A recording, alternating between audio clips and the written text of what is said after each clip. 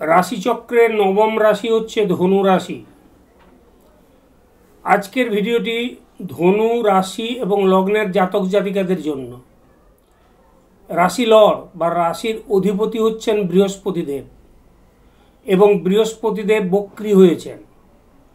তাই এই বৃহস্পতিদেবের বক্রী অবস্থা এটা কিন্তু ধনু রাশি এবং লগ্নের জাতক এবং জাতিকাদের ওপরে একটা গুরুত্বপূর্ণ প্রভাব ফেলবে, এ বিষয়ে কোনো সন্দেহ নেই। তাই আজকের আলোচনাটা অত্যন্ত গুরুত্বপূর্ণ। একটু শোনার চেষ্টা করবেন, বোঝার চেষ্টা করবেন, স্কিপ না করাটাই মঙ্গলজনক। কারণ আমার ভিডিওটা একটু ব্যতিক্রমী ভিডিও হয়। বৃহস্পতিদেবের বক্রী অবস্থা সম্পর্কে আপনারা ইতিমধ্যে বহু ভিডিও দেখেছেন বা আলোচনা শুনেছেন, কিন্তু আজকের ভিডিওটা যদি একটু মনোযোগ সহকারে শোনেন তাহলে বুঝতে পারবেন কি আপনাদের করা উচিত, কি প্রভাব আসতে চলেছে, সেটা সুপ্রভাব নাকি কুপ্রভাব। চাকরি, ব্যবসা, অর্থ, সম্পদ, সম্মান, পারিবারিক জীবন কি চলবে, খারাপ হবে নাকি ভালো হবে, আজকের আলোচনা সেই অ্যাঙ্গেল থেকে। তো আমাদের নবগ্রহের মধ্যে বৃহস্পতিদেবকে একটু আলাদা গুরুত্ব দেওয়া আছে। তার কারণ আমাদের সকল উন্নতির মূলে বৃহস্পতি গ্রহের অবদানটা অনস্বীকার্য, এটা জ্যোতিষশাস্ত্রের মতে। তাই বলা হচ্ছে কিং করোতি গ্রহে সর্বা যস্য কেন্দ্রে বৃহস্পতি। এর আন্ডারলাইন মিনিংটা হচ্ছে যে যদি কারোর চার্টে বৃহস্পতিদেব ভালো অবস্থায় থাকেন, শুভ অবস্থায় থাকেন, তখন অন্য গ্রহের কুপ্রভাব তার জীবনে অনেকাংশে কমে যায়। তাই বৃহস্পতিদেব হচ্ছেন জ্ঞান, শিক্ষা, সম্মান, প্রতিপত্তি, ধর্ম, অর্থ, এই সমস্ত বিষয়ের কারক গ্রহ। তাহলে বুঝতে পারছেন যে কটা জিনিস বলে গেলাম, এই কটা জিনিস কিন্তু মানব জীবনের অত্যন্ত এসেন্সিয়াল পার্ট বা অপরিহার্য অংশ। তাহলে যিনি বা যে গ্রহ এই অপরিহার্য অংশের মালিক, তার বক্রী হওয়া এটা কিন্তু অত্যন্ত তাৎপর্যপূর্ণ এবং গুরুত্বপূর্ণ ধনু রাশির এবং লগ্নের জাতক জাতিকাদের ক্ষেত্রে। কারণ ধনু রাশির রাশিলর্ড হচ্ছেন বৃহস্পতিদেব। তো বক্রী হয়েছেন কবে? 2024 অক্টোবর মাসের 9 তারিখ, 9 অক্টোবর 2024। এই অবস্থাটা চলবে 2025 সালের ফেব্রুয়ারির 4 তারিখ পর্যন্ত, 4 ফেব্রুয়ারি 2025। ভেরি ইম্পর্টেন্ট স্প্যান, 119 দিন, তার মানে প্রায় 4 মাস, অনেকটা দিন অতিক্রান্ত হয়ে গেছে। তো এর ফলশ্রুতি হিসেবে কি কি প্রভাব পড়তে পারে আপনার জীবনে, সেটাই আজকের আলোচনার মূল প্রতিপাদ্য বিষয়। তো বৃহস্পতিদেব বক্রী হয়েছেন কোথায়? বৃহস্পতিদেব বক্রী হয়েছেন বৃষ রাশিতে। বৃষ রাশি হচ্ছে ধনু রাশি সাপেক্ষে 6th হাউস। এই 6th হাউসও মানব জীবনে একটা বিশেষ গুরুত্বপূর্ণ ভূমিকা পালন করে। প্রত্যেক হাউসের নিজস্ব ভূমিকা রয়েছে। 6th হাউস বলতে আমরা কি বুঝি? চাকরি বুঝি। আমি মেন পয়েন্টগুলো তুলছি। 6th হাউস বলতে আমরা অসুখ বিসুখ বুঝি, 6th হাউস বলতে আমরা শত্রু বুঝি, ইত্যাদি। তো তাহলে বৃহস্পতিদেব এখানে বক্রী হয়েছে। একটা কথা বলি, খুব গুরুত্বপূর্ণ কথা যেটা শুনবেন, সেটা হচ্ছে বৃহস্পতিদেব শিক্ষা, জ্ঞান, ধর্ম, অর্থ সবের আলোক প্রদানকারী একটি গ্রহ। তাই বৃহস্পতিদেবকে যদি আমরা একটি প্রদীপের সাথে তুলনা করি তাহলে কি দেখব বাস্তবে? না, প্রদীপ যেরকম সবাইকে আলো দেয়, সবাইকে আলো প্রদান করে, কিন্তু প্রদীপের তলাটা অন্ধকার থাকে, ঠিক সেই রকম বৃহস্পতিদেব যে হাউসে বসে থাকেন সেই হাউজের রেজাল্ট কিন্তু ভালো মন্দ মিশ্রিত অবস্থায় আসতে পারে। এই যে ভালো মন্দ মিশ্রিত বলছি, এটা কন্ট্রাডিক্টরি ওয়ার্ড ইউজ করছি, এরও কারণ আছে। কারণটা কি? আজকের যে আলোচনাটা হচ্ছে এটা একটা জেনারেল ডিসকাশন বা জেনারেল প্রেডিকশন, ওভারঅল একটা ভিউ। কিন্তু আপনি যদি আপনার স্পেসিফিক বিষয়টা জানতে চান যে এই টাইম স্প্যানের মধ্যে আপনার জীবনে কি পরিবর্তন ঘটতে পারে, তখন কিন্তু আপনার যে নিজের ন্যাটাল চার্ট বা হরস্কোপ, সেই হরস্কোপ আপনি কোনো অভিজ্ঞ বিশ্বস্ত অ্যাস্ট্রোলজারের কাছ থেকে দেখিয়ে নেবেন। তাতে করে বুঝতে পারবেন যে আপনার ন্যাটাল চার্টে বৃহস্পতির অবস্থান কি এবং তার ফল আপনার জীবনে কি হতে পারে। তবে আমি যেটা বলবো সেটাও কিন্তু আপনার জীবনে কিছুটা মিলবে, বেশি মিলতে পারে, কম মিলতে পারে। কিন্তু যেটা বললাম যে আপনার ন্যাটাল চার্ট বা আপনার পার্সোনাল হরোস্কোপের যে রেজাল্ট, ওটাই হচ্ছে আপনার জন্য সঠিক। এবারে বলি 6th হাউস, মানে প্রথমে বলবো আমি অসুখ বিসুখ। আমি বলে দিই, গ্যাস, বদহজম, লিভার, প্যানক্রিয়াস, এই সকল অসুখ থেকে একটু সাবধানে থাকবেন। খুব ভাইটাল কথা বলছি। আর কি, চাকরি প্রাপ্তির ক্ষেত্রে একটু বাধা আসতে পারে, তবে আলটিমেট কিন্তু পাবেন। এক্ষেত্রে একটা কথা বলি, কানেকশন যাই থাকুক না কেন, আপনি যদি সেই কানেকশন ওয়াইজ অ্যাকশন না নেন, অর্থাৎ কর্ম না করেন, তাহলে কিন্তু সেই কানেকশন আপনার জীবনে ফলপ্রসূ হবে না। আমি ধরলাম আপনার চার্টে বৃহস্পতি বেনিফিক অবস্থায় আছেন, খুব ভালো অবস্থায় রয়েছেন, কিন্তু আপনি যদি সেই কানেকশনটাকে তার প্রয়োগ না করেন নিজের বাস্তব জীবনে, তাহলে কিন্তু কখনোই সেই কানেকশনের সুফল আপনি পেতে পারবেন না, কিছুটা ছুঁয়ে যাবে। তাই চাকরির ব্যাপারটা কিন্তু অত্যন্ত গুরুত্বপূর্ণ এই টাইম স্প্যানে, ধনু রাশি এবং লগ্নের জাতক জাতিকাদের ক্ষেত্রে বলছি। এবারে বৃহস্পতি দেবের দৃষ্টি নিয়ে আলোচনা করব, কারণ যে হাউজে বসে থাকেন তার থেকে বৃহস্পতি দেবের দৃষ্টি হচ্ছে অত্যন্ত গুরুত্বপূর্ণ। বৃহস্পতি দেবের 3টে দৃষ্টি, 5, 7 এবং 9, 5th, 7th অ্যান্ড 9। তো তাহলে এই যে 5th aspect, 7th aspect and 9 aspect, এটা ধনু রাশি লগ্ন সাপেক্ষে কোন কোন হাউস হচ্ছে? 2, 10 অ্যান্ড 12, 2, 10 এবং 12। ভেরি ইম্পর্ট্যান্ট, আলোচনার একদম ক্রিম পোর্শন যেটা, ওই জায়গায় চলে এসেছি। এবার 2 বলতে আমরা কি বুঝি? 2 বলতে আমরা বুঝি, প্রথমত বুঝি আমরা পরিবার, 2 বুঝি ব্যাংক ব্যালেন্স, 3 নম্বর বুঝি কথা বলা ইত্যাদি। আমি মেন পয়েন্টগুলোকে ধরে ধরে চলছি। তাহলে পরিবারে কিন্তু ভালো কিছু ঘটার সম্ভাবনা, ভালো কিছু হওয়ার সম্ভাবনা, কোনো মাঙ্গলিক ক্রিয়াকর্মও হতে পারে। আবার পরিবারের সদস্যদের সাথে যদি আপনার খারাপ অবস্থান বা খারাপ সম্পর্ক থেকে ছিল, ওটাও ভালো হওয়ার সম্ভাবনা কিন্তু এই সময়টা। এবার মজার বিষয়টা দেখুন, আমি বলে দিলাম ভালো হবে, আপনিও চাইছেন ভালো হোক, কিন্তু ভালো করার জন্য যে অ্যাকশন নিতে হবে সেটা কি? সেটা হচ্ছে আপনার নিজের একটু পরিবর্তন চাই। অর্থাৎ যখনই কারোর সাথে সম্পর্ক খারাপ হয়, তার জন্য কিন্তু আমরা নিজেরা অনেকাংশে দায়ী। কারণ কি? কারণ হচ্ছে একটাই, আমাদের কথাবার্তা, আমাদের আচার আচরণ, এগুলোই মূল ফ্যাক্টর হয়ে দাঁড়ায় বেশিরভাগ ক্ষেত্রে। তাই আমি বলবো, এই টাইম স্প্যানে আপনারা নিজেদেরকে একটু পরিবর্তন করে নিন। কথাবার্তার মধ্যে রুচিশীলতা আনুন, মার্জিত ভাব আনুন, বিনয়ী হন। পরিবারের গুরুজনদের প্রতি আপনারা শ্রদ্ধাশীল হন, বিনয়ী হন।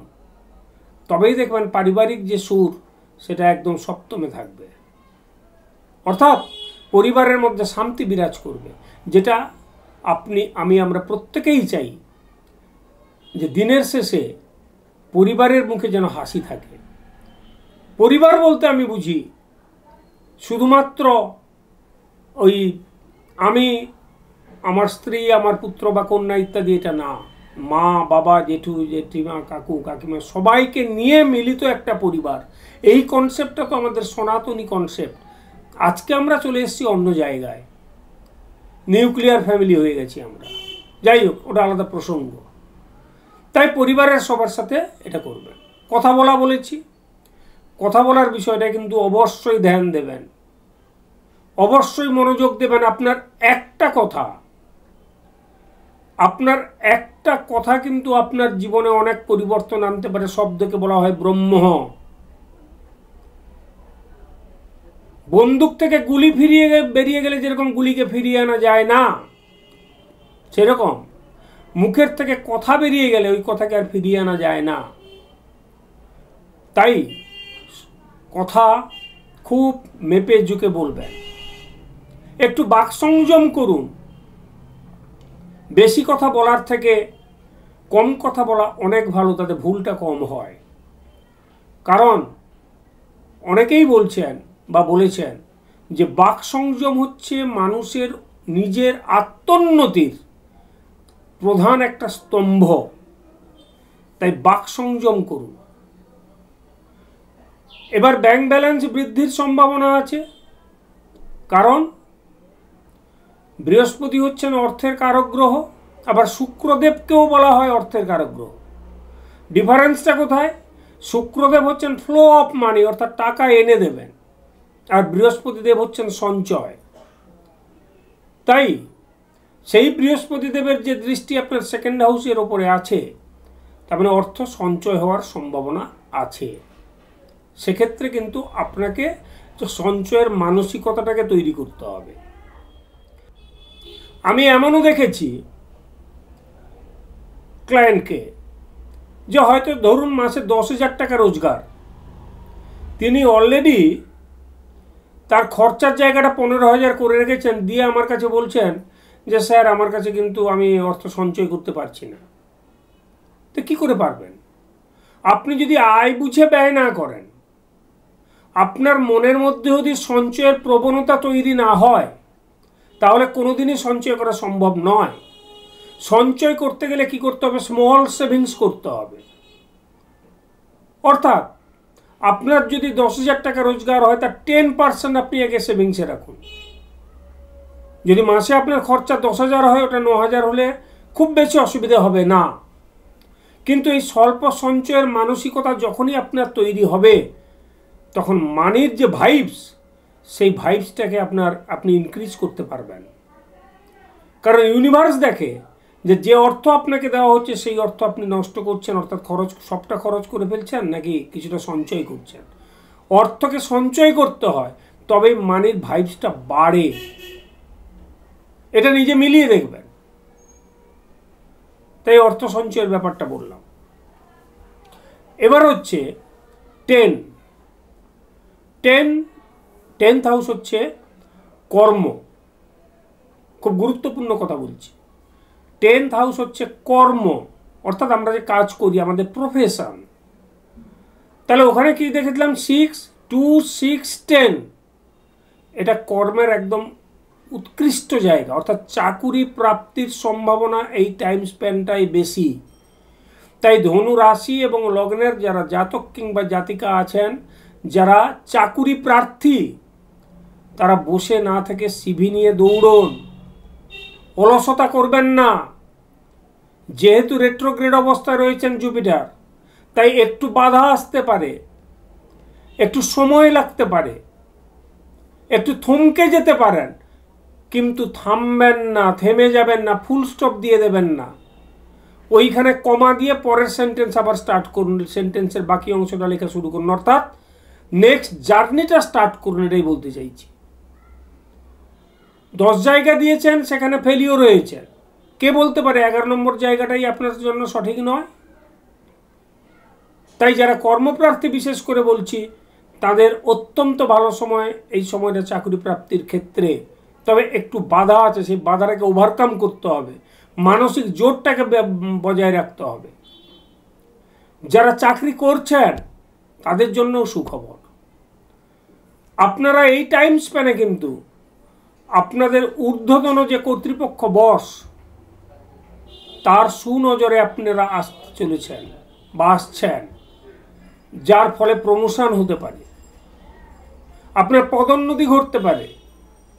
তাই চাকরির ক্ষেত্রে, কর্মের ক্ষেত্রে বৃহস্পতিদেবের এই বক্রী অবস্থার এই যে টাইম স্প্যান, এটা কিন্তু ধনু রাশি এবং লগ্নের জাতক জাতিকাদের জন্য অত্যন্ত গুরুত্বপূর্ণ একটা সময়। এরপরে আসছে 12th হাউস। 12th হাউস হচ্ছে কি? 12th হাউস মানে হচ্ছে ক্ষতি, ব্যয়, হসপিটাল, বিদেশ ভ্রমণ, বিদেশ সম্পর্কিত এবং মোক্ষ লাভের একদম শেষ পর্যায়ে। Very important house. যেভাবে আপনি একে ইউটিলাইজ করতে পারেন। কিরকম? প্রথমে বলি ক্ষতি বা ব্যয়, অর্থাৎ সঞ্চিত অর্থের ক্ষতি হতে পারে, মানে ক্ষয় হতে পারে, তার মানে ব্যয়টা বৃদ্ধি হবে।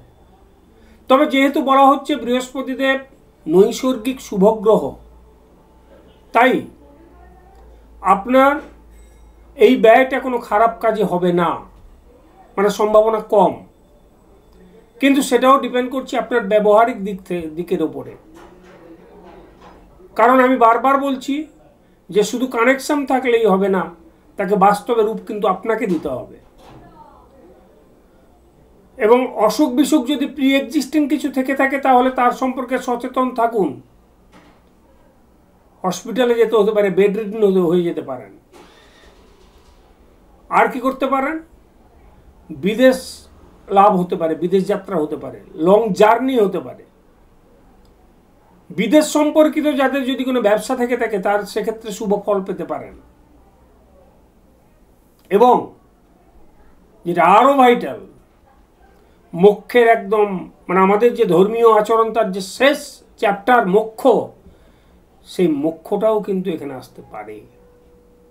অর্থাৎ যেটা বলতে চাইছি যে বৃহস্পতি যেহেতু জ্ঞানের আকর, তাই শিক্ষার আকর, ধর্মেরও আকর। তাই আপনাকে এই টাইম স্প্যানে নিজেকে, নিজের মধ্যে একটু পরিবর্তন আনতে হবে। সেটা কি? একটু স্পিরিচুয়ালিটির মধ্যে নিজেকে যুক্ত করতে হবে। স্পিরিচুয়ালিটি বলতে আধ্যাত্মিকতা। আধ্যাত্মিকতা বলতে আমি এটা বলছি না যে আপনি ঘন্টার পর ঘন্টা ঠাকুর ঘরে বসে থাকুন, কারণ ধর্মাচরণের আবার প্রকারভেদ রয়েছে।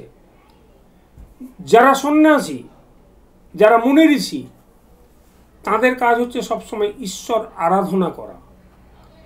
কিন্তু আমরা যারা গৃহী মানুষ, যারা আমরা সংসারের মধ্যে থাকি, আমাদের কিন্তু সংসারের প্রতি দায়িত্ব, কর্তব্য পালন করতেই হবে।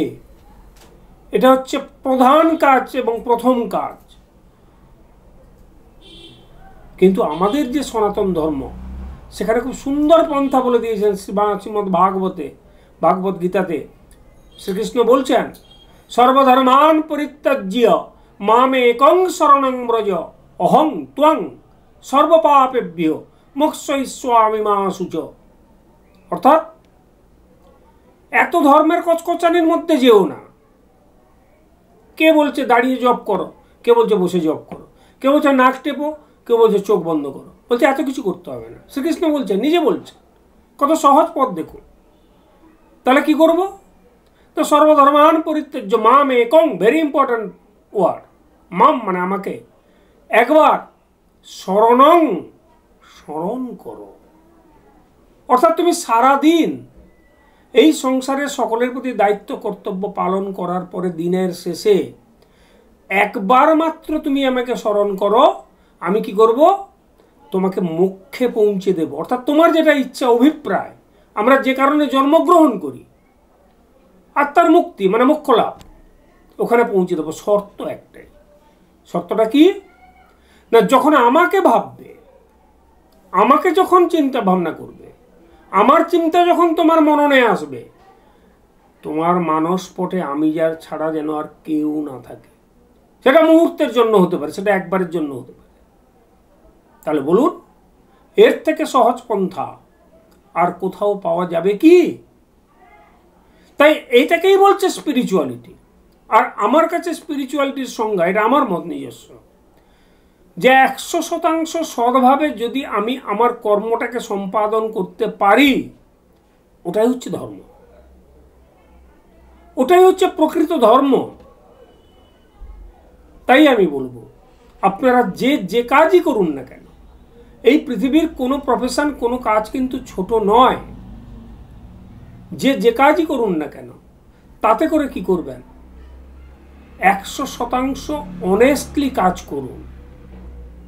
সমাজটা বড্ড ডিজনিস্ট্রিতে ভরে গেছে। একটু আমরা সবাই মিলে যদি প্রচেষ্টা করি, সমাজটাকে সাজিয়ে গুছিয়ে আমরা কিন্তু আবার সুন্দর করে তুলতে পারি। না হলে ভবিষ্যৎ যে প্রজন্ম, সেই প্রজন্ম কিন্তু আমাদের ক্ষমা করবে না। কি রেখে যাচ্ছি আমরা তাদের জন্য? একটু ভাবুন, নিজেকে একটু প্রশ্ন করুন। তাহলে জিস্ট যদি আজকে আমি বলি, রেমেডিটা একটু পরে বলছি। জিস্ট যদি আজকে আমি বলি, ওটা হচ্ছে কি না, আপনাকে একটু স্পিরিচুয়ালিটির মধ্যে আসতে হবে।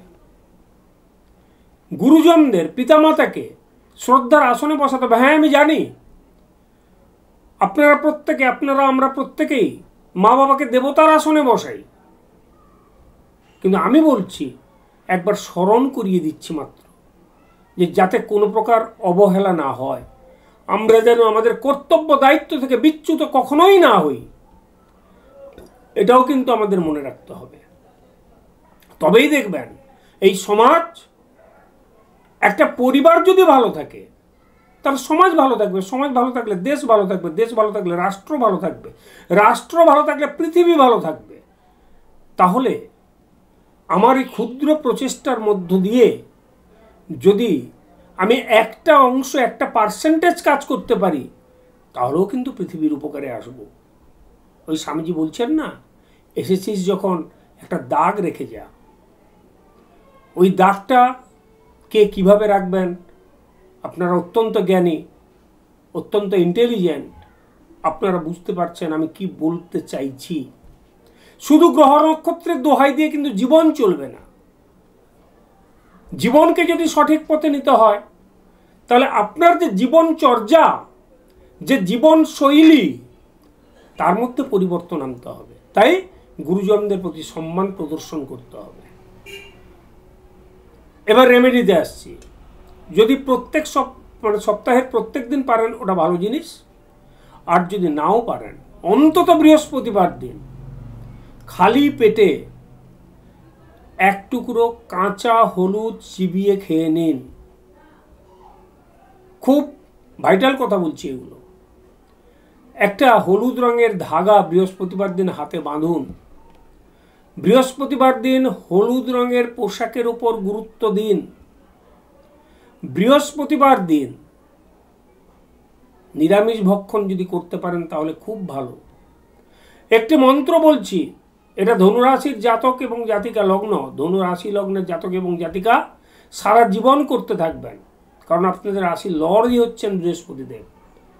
আপনারা অত্যন্ত ভাগ্যবান, খুব লাকি। নিজেদের জীবনশৈলীটা যদি একটু চেঞ্জ করতে পারেন, তাহলে সাফল্য এসে আপনাকে হাত ধরে তার বাড়িতে ডেকে নিয়ে যাবে, অর্থাৎ সাফল্য আপনার কাছে ধরা দেবে। ওং ব্রাং ব্রিং ব্রৌং সহ গুরবে নমঃ, এই মন্ত্রটা 108 বার জপ করুন। আর কি করবেন? ওং বৃষভ ধ্বজায় বিদ্মহে ক্রূনি হস্তায় ধীমহি তন্ন গুরু প্রচোদয়াৎ, এটাও 108 বার জপ করুন। এটা অন্তত বৃহস্পতিবার দিন করুন, খুব ভালো সুফল পাবেন, এটুকু বলতে পারি। সবাই খুব খুব ভালো থাকবেন। আলোচনাটি যদি ভালো লেগে থাকে তাহলে চ্যানেলটিকে অবশ্যই করে সাবস্ক্রাইব করুন, যাতে করে এই রকম ভিডিও আপনার কাছে সর্বপ্রথম পৌঁছতে পারে। এবং আলোচনা সম্পর্কে যদি আপনার মূল্যবান মতামত থেকে থাকে অবশ্যই কমেন্ট করবেন, লাইক করবেন, শেয়ার করবেন। খুব ভালো থাকবেন। পরের ভিডিওতে আবার দেখা হবে। নমস্কার।